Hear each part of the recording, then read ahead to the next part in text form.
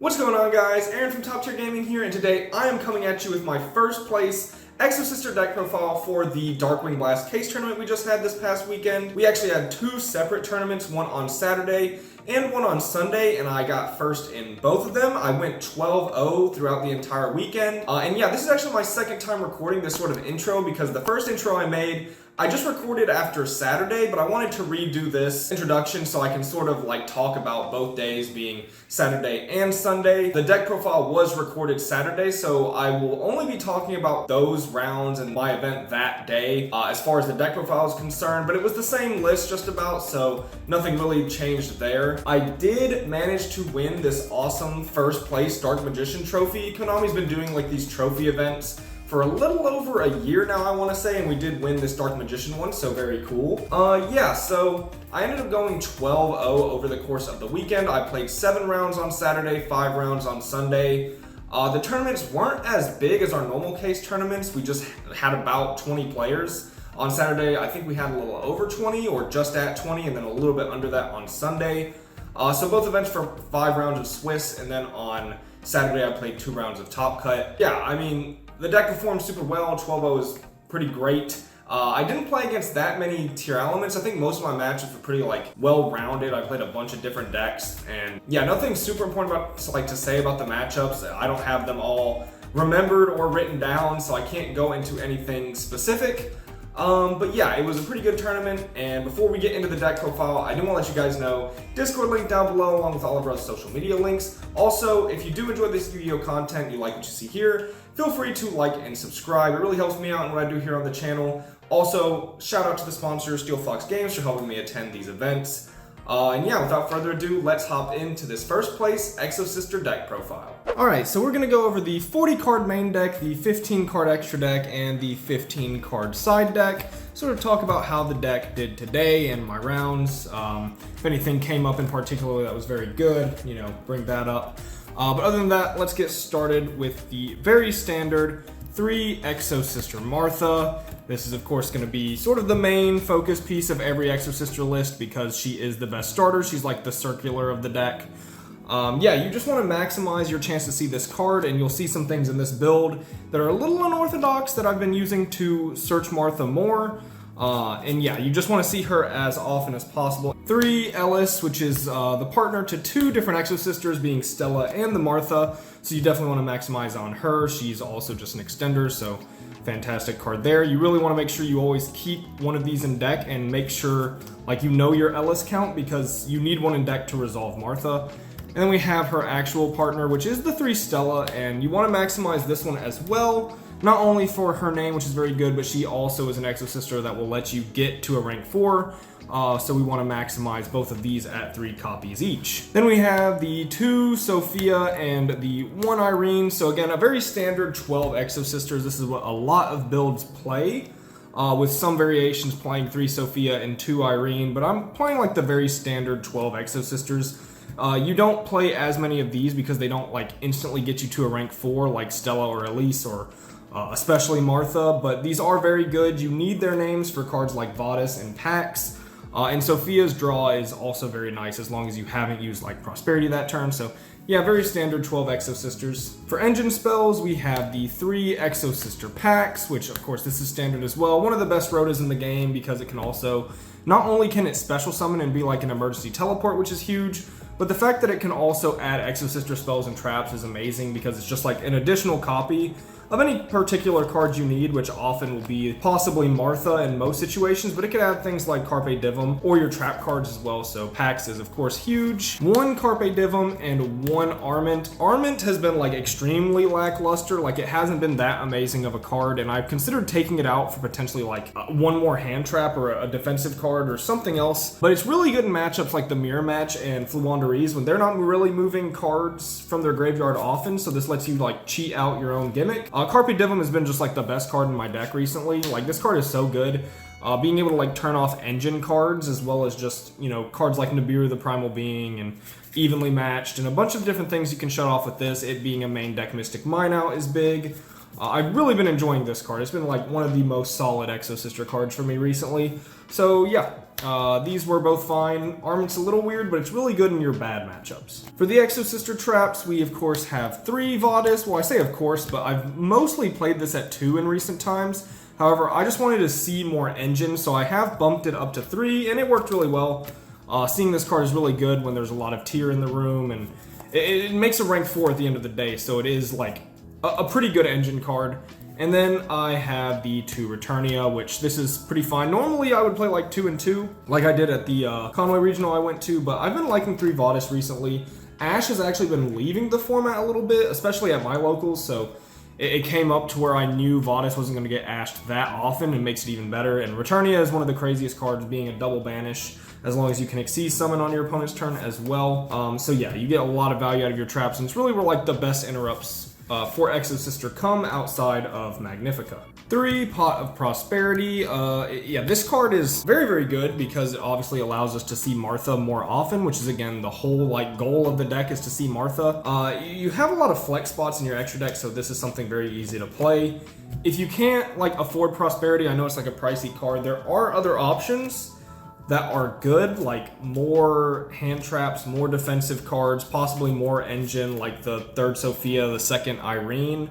There's a lot of things you can take out the Prosperity for, but if you do have access to this card is pretty amazing, especially in a deck where you need to see a specific card like Martha as often as possible. Now, something I haven't really played in any of my other Exosister lists, even though I have tested it in the past, and something I wanted to play just to see Martha more often, and honestly, it's another really good replacement for Prosperity if you're not running it like alongside it already like I am. I played 2 Small Worlds, so I've tested this in Exosister before, and I didn't really like it the first time I tested it. When I went to test this again, it was really good, and I really enjoyed it because it turns any like suboptimal 1 Exosister hand into Martha, which is very nice. You have to play like a specific bridge for this card in your deck, but you already have one you're playing that's also good, and this was just another way you can see additional monsters, more specifically Martha. So yeah, I really liked Small World today. There are times where it's like you don't really want to take the -1, and sometimes you're already going to have this and draw the Martha, and it's kind of weird. There's a lot of instances where this card's like pretty good, so yeah, I enjoyed the 2 Small Worlds today. 2 Triple Tactics Talent and a Called by the Grave. This is sort of like the anti-hand trap package. I mean, they're just really good go first cards. I mean, Called by is a great go first or go second card half the time. I mean, I get like going second, it depends on the matchup, but it hits things like Hobness Effect, and potentially when they Soul Yick one of your monsters, you can hit what they sent. So yeah, Called by, pretty good, either go first or second, but there's a lot of points where Exosister can be hand trapped, and these cards are pretty phenomenal for hitting those. We have a lot of hand trap tier at locals, so you know, I figured these cards would be pretty good, although Tactics, honestly, today was not a great card, and I cited it out a lot, so despite me thinking it would be really well, it just didn't come up very often. Like I even played against a Math Mech, but the Math Mech player just didn't really have hand traps. They had like mostly gas in their hand, and yeah, Tactics normally does better for me, but today it was not that great. Really didn't do much of anything. But yeah, I would still play it because I think Tactics is like a really good card in Exosister, so yeah. Then for the bulk of the defensive cards, of course we're on Exosister, we're playing the 3-Dimension Shifter. Of course this card was gross today, it's gross every time I play it. Like the only time it hasn't been amazing for me was at the regional I played this at, but like it was really good today, really strong, definitely solid. I mean, one of the reasons to play Exosister is this card. You'll notice this list isn't on things like Necro Valley, which I could spend like 5 minutes probably talking about why I don't really like Exosister and Necro Valley together. Like it's not bad, but I just feel like it doesn't need it, and when you have Necro Valley up, you're not actually getting to play with your engine, which is the same for D-Shifter, but this is just like a blowout go second card, so it's worth it. Yeah, you're definitely maximizing this, and then once you play Small World as well, this card is amazing, because if you draw any Exosister not named Martha, they all link to D-Shifter, and then D-Shifter links to Martha, so D-Shifter being a spellcaster makes it a phenomenal bridge for your Exosister monsters, but if you draw a D-Shifter as your like only monster, you draw 2 D-Shifter, no Exosister, and you need to get to a Exosister monster, you have to play this additional bridge, which is the 1 Skullmeister, and Skullmeister is really good because it links to D-Shifter through being a dark, and then it links to any Exosister monster by being level 4, so that works out really well because no Exosister matches with Fiend, 17 by 4, and Dark, so they just match up with level 4, and of course he matches with D-Shifter, so Yeah, it's the bridge just in case you draw the D-Shifter. And this card's not bad this format because, of course, it's good against tier. We have a couple of Paleo tier at local, so this thing can hit things like Breakthrough Skill, Rise to Full Height, cards like those. It's like, honestly, like a decently solid card. It's not like amazing. You'd rather play Bell or DD Crow, but those don't really connect with being a bridge with Small World. So I chose to play the one Skullmeister. And I never drew him, so I can't tell you how he did today, but he is an important bridge if you decide to play the Small World. You can play Droll instead, but to me running like one Droll was especially weird, and it doesn't like... I don't know, I just wanted to play the Meister over Droll, but technically that is your decision to make. 3 Infinite Impermanence is just like one of the best hand traps because it doesn't play into Called By or Tactics. It's a great 6th card, so of course we're playing 3 Infinite Impermanence. No Ash Blossom, which is kind of tough, but again, Ash for me has just felt like really low impact, and for a lot of people as well, so we're just on 3 Imperm, no Ash Blossom. And then I main decked the 3 Evenly, which is very similar to the last deck profile I did where I said I think the 3 main deck Evenly could be really good. And yeah, in my testing it has been. I mean, there was like one day I tested this where this card wasn't great, and it's just because I played against like a bunch of Math Mech where this card's not particularly great. But today it was phenomenal. I definitely love this card being main decked. It's just really good to get rid of tier element boards. There's like not a lot of decks putting up actual Omni negates. It's just like a bunch of boards with good interruptions and lots of follow-up. So Evenly can deal with those boards particularly well. And yeah, Evenly Matched was phenomenal in the main deck. Alright, on to the extra deck. Still very standard, I want to say. I mixed up a couple of things, but yeah, I'll sort of go through that. 3 Michaelis, she's just the most important Exosister monster in the extra deck because you, in a lot of games, will run through 3 of these in the longer games because she's not only one of the best because you can search spells and traps, but her banish is just the most, like, generically useful. Then we're on 2 Caspatel, which is very standard. She's the one that stops your opponent from special summoning monsters from the graveyard for the rest of the turn. And she searches a monster, which is huge because she either adds, like, Martha Follow-Up or helps you extend into your Michaelis. Searching monsters is just very good. Then I actually upped the other Exosister count, which is what's kind of weird about this extra deck and what I sort of mixed up. I was on 2 Gabrine. Gabrine's actually one of my favorite because I love her in the matchups like Exosister and Fluandereeze, particularly Fluandereeze because having an Imperm is really nice. Oftentimes, if you resolve Vadis against any deck that isn't tier limit, you won't want to go for a Sophiel Michaelis. You'll want to go for Michaelis and Gabrine, and there's just been a couple of games where I really wanted a second one of these, so I decided to play it today. It didn't come up, except as like a different Prosperity Banish, but you have 6 generic flex spots in Exosister, and the other 6 for me never come up anyways, so I figured I would just run a second Gabrine in case she did. She didn't, but I feel like I do like running 2 of her. And then I am playing 2 Sophiel. Again, same reasoning as Gabrine. The second one, again, didn't come up, but in case it did, against tier, this could be, you know, come up. Like, I actually didn't summon her, I think, one time. I think I summoned her one time today in a tier matchup. And that was it. She's just the Exosister I summoned the least, unless you're very specifically up against tier elements. But yeah, so those are like, I believe 9 regular Exosister monsters. Then of course you have the big girl, you have 2 Magnifica. Definitely the boss monster for the deck. This card is super solid as long as you can make it safe from Nibiru, or you feel like Nibiru wouldn't impact you. This card is bonkers. She's like 2 banishes on her own, and then she also like lets you Exceed Summon on your opponent's turn, which makes Returnia like a double banish. It gets kind of wild, and her being able to swing twice lets you close out games very, very easily. Now on to the 4 Exosister monsters. I didn't make any of these in the tournament, but they do come up sometimes, so you should play them. 1 Lina, just in case you get Iblied, you can like actually turn the Ibli into a Lina, and then it's at least something. Baguska, in case he comes up. Obviously Baguska is bonkers, so just in case something goes drastically wrong, you can make Baguska. Again, most of these cards are just Prosperity Banishes. 1 Cowboy, I mean, Burn 8, go Burr, like this card's pretty good. And then the Zeus, which he comes up more often than any other card in this extra deck that isn't an Exosister monster, so you definitely have to play him. I feel like Zeus and Lina are mandatory and the other cards are, pretty good, so yeah, these are like the flex spots I decided to play, although Lina and Zeus really aren't flex spots.